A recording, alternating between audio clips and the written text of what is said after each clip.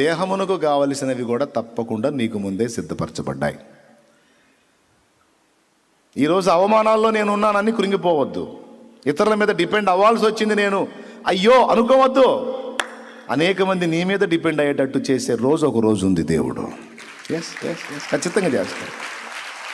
అనేక మంది నీ ద్వారా బ్రతికేటట్టు దేవుడు చేస్తాడు. ఆ భవిష్యత్తు నా దేవుడు అలాంటి భవిష్యత్తు ఇచ్చాడు అని నువ్వు విశ్వసించు. సాతాను అంటాడు అట్లేమి లేదు, ఇప్పుడే ఎంత దరిద్రంగా ఉంది, భవిష్యత్తు ఇంకా దరిద్రంగా ఉంటుంది అంటాడు. నువ్వెవడరా చెప్పడానికి? నువ్వేమన్నా నన్ను సృష్టించిన సృష్టికర్తవా? నా భవిష్యత్తు అలా ఉంటుంది, ఎలా ఉంటుంది, భీకరంగా ఉంటుంది, వికృతంగా ఉంటుందని చెప్పడానికి తూకోనరే ఏమనాలా? నువ్వెవర్రా? నా లైఫ్ను నిర్మించిన వాడు దేవుడు, నా జీవితాన్నే. కాబట్టి నా దేవుడు నా కోసం యోచించిన ఆలోచనలన్నీ రేపటిని గూర్చి మేలుకరమే కానీ కీడుకరం కాదు. ఒకవేళ కీడులున్నా దేవుడు నాకు తోడై ఉన్నందున నాకున్న కీడులు కూడా నాకు మేలులే. ఇది మాట. దేవుడు నాకు తోడై ఉన్నందున నాకున్న కీడులు కూడా నాకు మేలులే. ఎవరు చెప్తారు ఈ సాక్ష్యం? యోసేపు చెప్తాడు. ఏమండి? యెహోవా యోసేపునకు తోడై ఉండెను, అతని అన్నలు అతన్ని గుంటలో పడవేసిరి. ఇదేందండి? తోడై ఉంటే గుంటలో వేయకూడదు, సింహాసనం ఎక్కించాలా? ఇదేంది? తోడై ఉన్నాడు, నేనేమో గుంటలో పడ్డాడు. యెహోవా యోసేపునకు తోడై ఉండెను, అతని అన్నలు అతన్ని 20 తులాల వెండికి అమ్మి వేసిరి. యెహోవా యోసేపునకు తోడై ఉండెను, అతడు ఐగుప్తు దేశంలో బానిసగా అమ్మబడెను. యెహోవా యోసేపునకు తోడై ఉండెను, పోతిఫెరో భార్య అతనిని అవమానపరచెను. యెహోవా యోసేపునకు తోడై ఉండెను, యోసేపేమో జైల్లో పడెను. ఏంది ఇది? దేవుడు తోడై ఉండెను, ఆయనేమో గుంటలో పడెను. దేవుడు తోడై ఉంటే గుంటలో పడకూడదు కదండి. యెహోవా తోడై ఉండెను, ఆయన పోయి జైల్లో పడెను. దేవుడు తోడై ఉంటే జైల్లో పడకూడదు కదా. అందుకే చెబుతున్నా, దేవుడు నాకు తోడై ఉంటే నాకు ఎదురయ్యే కీడులు కూడా నాకు సూపర్గా మేలులుగానే మారిపోతాయి. ఉండాల్సినోడు నాకు తోడై ఉన్నాడు కాబట్టి ఇక నాకు నెగిటివ్ అంటే ఏం లేదు. ఏదొచ్చినా నాకు అనుకూలంగానే మారిపోద్ది. మరి అంతే, అన్నీ కలిసి యోసేపు సింహాసనం ఎక్కడానికి కారణం అయినాయాలు కాదా? పెద్దగా చెప్పండి. ఇవన్నీ ప్లస్లా మైనస్లా? నువ్వే గీసుకుంటా ఉంటావు కూర్చొని గోడ మీద. నా లైఫ్లో ఇది మైనస్, ఇది మైనస్, ఇది మైనస్, ఇది మైనస్, ఇది మైనస్. టోటల్గా నేనంతా ఒక అడ్డగీత మైనస్ అనుకుంటాం. దేవుడు అంటాడు, ఎవడు చెప్పాడు నీకు? ఎవడు చెప్పేది ఏంటి? నేనే అనుకుంటున్నాను. నీ బొంద సైతాన్ గాడు అట్ట అనిపిస్తున్నాడు నీకు. అవును ప్రభా, మరి ఇది మైనస్ కాదా? ఇది మైనస్ కాదా? ఇది మైనస్ కాదా? ఇది మైనస్ కాదా? చెప్పు మరి. కాదా? ఎవడు చెప్పాడు మైనస్లని? అట్లనే చూడని ఆయన పెన్ను తీసుకుంటాడు, ఆ మైనస్ అనే అడ్డగీతకు ఒక నిలువు కొడతాడు. ఇప్పుడేంది అది అంటాడు ప్లస్, ఇప్పుడు ప్లస్, ఇప్పుడు నువ్వు అడ్డగీతలు గీసుకుంటా పోతావు. మనంతా అడ్డదిడ్డ వ్యవహారం కదా. మనకు అడ్డగీతలు గీసుకోవడం భలే ఇంట్రెస్ట్. మనం ఒకవేళ అట్ట గీసుకోవడానికి ఇష్టపడకపోయినా వాడు ఉంటాడుగా సిగ్గులేనివాడు, మనం పిలవపోయిన వచ్చేవాడు. ఎవడాడు? ఆడొచ్చి చేరతాడు. చేరి అన్ని అడ్డగీతలు చూపించి నీ బతుకంతా అడ్డగీతలే పో అంటాడు. అప్పుడు నువ్వేమంటావు? నిజమే సాతానా, మనకేందో వాడి మాట భలే మజాగా ఉంటుంది. ఎవరి మాట? దేవుడు మొత్తుకొని చెబుతాను ఎక్కదో. చేద్దాం, శరీరంలో ఉన్న నైజం వాడికి సపోర్ట్ చేసేది. మరి అడ్డగీతలే కరెక్ట్ అంటావు నువ్వు. దేవుడు అంటాడు మొహం పగిలిపోద్ది. దేవుడు చెప్పాడు అడ్డగీతలు కరెక్టే. ఇదిగో నేనున్నా, నీ దీపమును వెలిగించేవాడిని నేను. నువ్వు చీకటి అనుకుంటున్న దాన్ని కూడా నీకు వెలుగుగా మార్చగలను అంట. నా దీపమును వెలిగించువాడు నా చీకటిని పాడు. నా దీపమును నా చీకటిని వెలుగుగా చేయును. జలరాశుల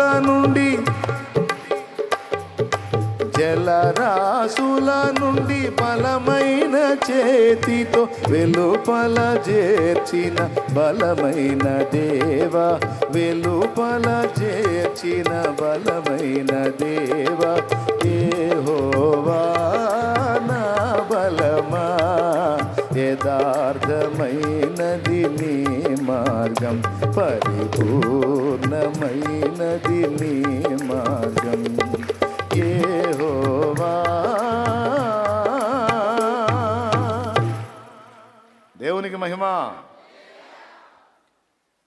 ఇట్లా జరగకుండా ఉండాల్సింది, ఇది రాంగ్ స్టెప్, ఇది మైనస్, ఇది తప్పు, అన్ని గీసుకున్నావు కదా అడ్డగీతలు.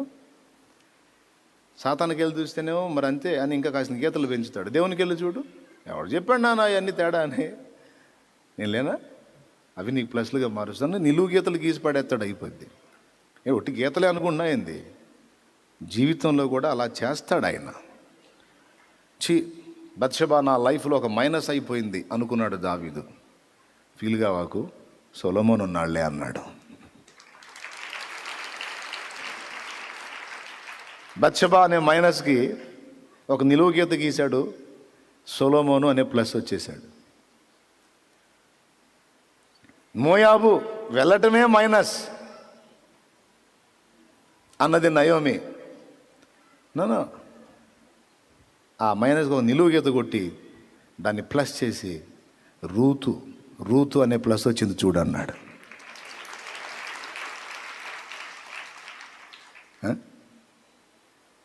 దెలీలా దగ్గరికి పోయిన ఆమె నమ్మటమే నా మైనస్ అన్నాడు శాంసన్. సిగ్గు వచ్చింది నాయన, దేవుడికి వెళ్ళి చూశాడు. డోంట్ వరీ, దెలీలా మైనస్ అయితే ఆ మైనస్ చేసిన పని వల్ల నీ శత్రువులంతా ఒక దగ్గర చేరారు, నిన్ను మధ్యలో పెట్టుకున్నారు, నీకు శక్తిని ఇస్తాను, ఒక్క దెబ్బతో మొత్తం అయినం చేయి, జన్మ సార్థకమైంది, నా దగ్గరికి వచ్చేయి అన్నాడు. బ్రదర్ అర్థమైందా? వినపడింది నేను చెప్పింది? ఎంతమందికి వినపడింది? ఇప్పుడు చెప్పు, చీకటి వెలుగైద్దా? ఏవో నాకేం తెలుసు, దావీదు అన్నాడు నా చీకటిని వెలుగుగా చేస్తాడు అన్నాడు. ఇరుకు విశాలత అయిద్దా? అన్నీ ప్యాక్ అయితేనే కదా ఇరుకు విశాలత ఎట్లయిద్ది? ఎట్లయిద్దు నాకేం తెలుసు, ఆయన చేస్తాడంట. మరి ఇరుకులో విశాలత కలుగజేసినావు. ప్రతిదానికి ఏమన్నాడు? ఒక నిర్ణయ కాలము అన్నాడు. రైట్, భూమి మీద పుట్టడానికి ఒక నిర్ణయ కాలం ఉంది. తర్వాత భూమి మీద మనం పొందగోరినటువంటి ఫలాలు, శరీరానికి కావాల్సిన ఫలాలు కానీ, ఆత్మ సంబంధమైన ఫలాలు కానీ, వాటిని మనం స్వతంత్రించుకోవడానికి టైం. సింపుల్గా మీకు ఆ రిఫరెన్స్ కూడా తెలుసు, నాకు తెలుసు, మీకు తెలుసు, ఆయన మళ్ళీ ఒకసారి గుర్తు చేస్తా. ఆదికాండం 18వ అధ్యాయం. అరే శారాతో చెబుతాడు కండి, మీదటికి ఈ కాలమున 14వ వచనం, యెహోవాకు అసాధ్యమైనది ఏదైనానున్నదా?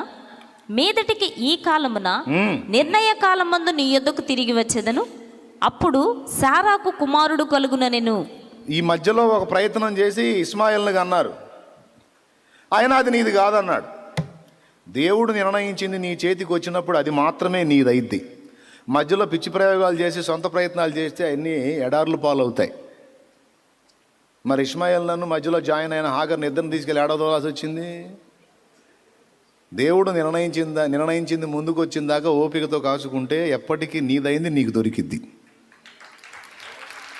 ఎవరు ఏ స్థితిలో ఉన్నారో ఇక్కడ నాకు తెలియదు, కానీ ఆత్మ అందించేటువంటి వాక్కు గైకోనండి. అది దేవుడు నీకు నిర్ణయించింది నీకు అందునట్లు కొద్దిగా నిరీక్షణ ఓరిమి అవసరం. అది రేపే నీకు లభించవచ్చు, ఓ వారం పట్టొచ్చు, ఇంకా శ్రేష్టమైనదైతే 1 సంవత్సరం కూడా పట్టొచ్చు. అయినా ఓరిమితో నిరీక్షించాల్సిందే. ఇప్పుడు నేను చెప్పా కదా, ఈ రోజు మొత్తం నిజంగా అవును ఏంది అసలు నేను ఆందోళన పడుతున్నాను ఏంది, సంవత్సరం అయితే మాత్రం ఏంది దేవుడు ఇస్తాడు అని ఈ పూటగా అనుకుంటావు. మళ్ళీ రేపుడు ఎప్పుడు కాలు ఇట్టిట్టే, మళ్ళీ ఇక రేపు నెత్తిన వేసుకుని ఏంటిది. దయచేసి ఆ దరిద్రాన్ని రానీకండి. ఈ అంశాన్ని గుర్తుపెట్టుకోండి. ఏమన్నాడు అబ్రహాముతో? అబ్రహామా, మీదటికి ఈ కాలమున నిర్ణయ కాలమున నేను నీ యొద్దకు మరలా వచ్చేదను. అప్పుడు శారాకు కుమారుడు కలుగుననెను. అక్కడ ఏమన్నాడంటే మీదటికి ఈ కాలమున నిర్ణయ కాలమున. అంటే అబ్రహాముకి కొడుకుని ఎప్పుడు ఇవ్వాలో దేవుడు ఒక టైంను డిసైడ్ చేశాడు. ఆ టైంలోనే ఆ కొడుకు పుడతాడు. నువ్వు అనవసరంగా హడావుడి చేస్తే వేస్ట్ సరుకు తయారైద్ది, అది తలనొప్పి అయిద్ది. అనవసరంగా ఆవేశపడవాకు. అది అర్థమైందా? అనవసరంగా ఆవేశపడద్దు. దేవునికి మహిమ. హల్లెలూయా. ప్రశాంతంగా ఉండు. నీకెళ్ళే చూస్తున్నానయ్యా నువ్వు కార్యం చేస్తాడు ఆయన. దేవునికి మహిమ. మూడోది ఏంటి? భూమి మీద పుట్టేదానికి నిర్ణయ కాలము, జీవితంలో మనం పొందాల్సినవి పొందేదానికి నిర్ణయ కాలం, పోయేదానికి కూడా నిర్ణయ కాలం ఉంది. అది 90వ కీర్తనలో మోషే గారు చెప్పాడు.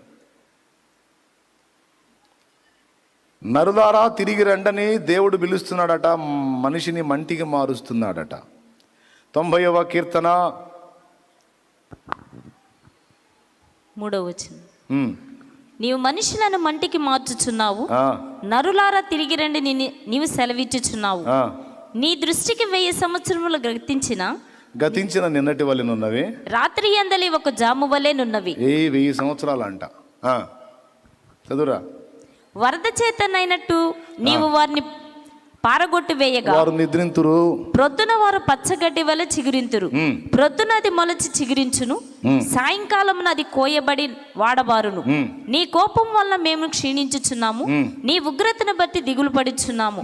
మా దోషములను నీవు నీ ఎదుట నుంచుకుని ఉన్నావు, నీ ముఖ కాంతిలో మా రహస్య పాపములు కనబడుచున్నవి. నీ ఉగ్రతను భరించుచునే మా దినములన్నీ గడిపితిమి, తూర్పులు విడిచినట్టు మా జీవిత కాలం జరుపుకుందు. మా ఆయుష్కాలము 70 సంవత్సరములు, అధిక బలమున్న 80 సంవత్సరములకు. ఆయనను వాటి వైభవం ఆయాసమే దుఃఖమే అది త్వరగా గతించును, మేము ఎగిరిపోవుదాము. నిర్ణయ కాలం, మన జీవితానికి ఒక నిర్ణయ కాలం. ఏమండి? ఆయనను వారి దినములు 120 ఏండ్లగును. ఆదికాండం 6వ అధ్యాయం. ఇంటికి పోయి చదవండి. అక్కడ 120 అన్నాడా? అక్కడ 120 అన్నాడా? ఇక్కడ ఏమంటున్నాడు? నరుని ఆయుష్కాలము 70 సంవత్సరములు, అధిక బలమున్న 80 సంవత్సరములు. ఒక మాట, ఏమయ్యా నువ్వేమో 120 బతుకుతావా? పోతా పోతా మాకేమో 70 రాసిపోతావా? మోషేని అడగాల మనం. మోషే జీవించిన సంవత్సరములు ఎన్ని? 120 ఏళ్ళు. కంటి చూపు తగ్గల, కాలి సత్తువు తగ్గలేదని రాసుంది. నీకేమో 120. మాకేమో 70 అధిక బలం ఉంటే 80. ఏ న్యాయం ఇది? దేవునికి మహిమ. హల్లెలూయా. కానీ మీకు ఒక వింతైన విషయం తెలుసా? మోషే రాసింది కరెక్టే. మోషే అనుకున్నాడు 80 వచ్చేసిన ఇక అయిపోయింది నా టైం అని. మోషే లెక్క ప్రకారం మోషే పూర్తిగా అయిపోయినట్టు 80 ఏళ్ళకి అయిపోయింది. ఇంకేం లేదు, అంతా శూన్యం. నా లైఫ్ కూడా శూన్యం, నా పని అయిపోయింది, నా వయసు అయిపోయింది, టోటల్ క్లోజ్ అనుకున్నాడు. అయితే దేవుడు చేశాడు కార్యం. అయిపోయింది అన్నావు కదా, అయిపోగొట్టేవాడిని నేనే, అవసరమైతే పొడిగించేవాడిని నేనే. 80తో అయిపోయింది అన్నావు కదా, నిజమే. 70 లేక 80. అయితే నేను ఎంటర్ అవుతున్నా, నేను ఇస్తున్నా పో, ఇంకొక 40 నీకు అదనంగా ఇస్తున్నా పో అన్నాడు. ఓ బతుకుపో, 40 ఏళ్ళు పో, చెయ్యి, నీ పని ఉంది, నీకు పని ఉంది. పని లేకపోతే తీసుకుందును, 70లోనే తీసుకుందును, లేదా ఇంకో 10 కలిపి 80లో తీసుకుందును. కానీ పని ఉంది నీతో నాకు, చక్కబట్టాల్సింది ఉంది. రక్షకుడిని పుట్టించాలంటే ఆ గోత్రం బయటికి రావాలా, ఆ జనాంగం బయటికి రావాలా. వాళ్ళంతా ఐగుప్తులోనే ఉన్నారు, వాళ్ళు బయటికి తెచ్చే పని ఉంది నీతో నాకు. కాబట్టి నీ లెక్క కరెక్టే. అయితే ఆ లెక్కకి నేను ఇంకో 40 జోడిస్తున్నా. నువ్వు 80 క్లోజ్ అన్నావుగా, ఇంకో 40 నేను మళ్ళీ ఇప్పుడు 70 + 10 = వేసుకున్నావు. ఎంత టోటల్? 70 + 10 = సగం ఇంగ్లీష్ సగం తెలుగు మాట్లాడేది కన్ఫ్యూజ్ అయ్యేది కదా. 70 + 10 = 80. అయితే దేవుడు అంత ఈజీ క్వాలిటీస్ 80 ఫైనల్ చేసావా, నేను ఈజీ క్వాలిటీ ఒప్పుకోను, ప్లస్ 40 ఈజీ క్వాలిటీ 120 అన్నాడు ఆయన.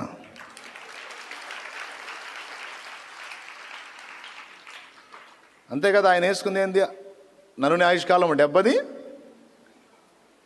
అధిక బలం ఉంటే ప్లస్ ఒక 10, ఓ 10 ఈజీ క్వాలిటీ. నువ్వెవరు వెంటనే ఈజీ క్వాలిటీ చేయడానికి? ఆ ఈజీ క్వాలిటీ చేసి 80 వేసుకున్నావా? ఓకే, నేను ఆ 80 పక్కన మళ్ళీ ప్లస్ వేసి ఓ 40 రాసేసాపో.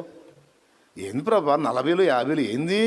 అరే నా చేతుల్లో ఉంది రా సమస్తం. 40 ఇస్తా, 50 ఇస్తా, అవసరమైతే 100 ఇస్తా, నీకెందుకు? పని ఉంది నీతో నాకు. పని లేకపోతే ఉన్న 100లో కూడా ఒక 50 తీసేస్తా. నువ్వు ఎక్స్ట్రా చేస్తే 100లో 70 తీసి 30. నీకు ఇవ్వబడిన దానిలో కొంత తగ్గించడం తెలుసు, నీకు అయిపోయిన దానిలో కొంత కలపటం కూడా నాకు తెలుసు. రెండింటికి నాకు అవకాశం ఉంది. పుట్టింప నీ వంచు, పోషింప నీ వంచు, గిట్టింప నీ వంచు, కీర్తింతును. పుట్టింప నీ వంచు, పోషింప నీ వంచు, గిట్టింప నీ వంచు, కీర్తింతును. వట్టి పనికి మాలి నట్టి మానవులా చేపట్టి రక్షింప బాధ్యుండవచ్చు. దట్టమైన కృపను దరిజేరా నాకిచ్చి పట్టయి నిలిచుండు ప్రభుడవచ్చు. కట్టాడ చేకాడ ముట్టుదను కానా పట్టు కొలది నిన్ను ప్రస్తుతింతు. అన్ని కాలంబుల నున్న యెహోవా నిన్నెన్నాదరంబయో కన్న తండ్రి, ఓ మా కన్న తండ్రి. వన్నెకెక్కిన మోక్ష వాసాళి సన్నూతులున్నతమయుండ మున్నె నీకు. అన్ని కాలంబుల నున్న యెహోవా నిన్నెన్నాదరంబయో కన్న తండ్రి, ఓ మా కన్న తండ్రి.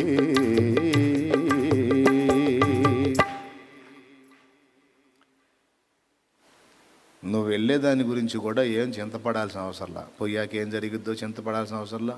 తొందరగా పోతానేమని చింత కూడా అవసరంలా. ఇంకా పోవట్లేదు ఏందని చింత కూడా అవసరంలా. ఏం ఆవేశపడద్దు. సమయం అయిపోయినాక ఉంచమన్నా ఉంచడం. ఇంకో 10 ఏళ్ళు అయ్యా బతకాలను ఉందేనా నోరమి ఏం చేస్తాడు కదా అంటాడు. దేవునికి స్తోత్రం, హల్లెలూయా. ఏమి నీకు ఆయన సమయం ముగించినంత వరకు ఏ కంపెనీ జబ్బు వచ్చినా నువ్వు బావు. నేను చెబుతున్నా కదా, నీకు ఆయన టైము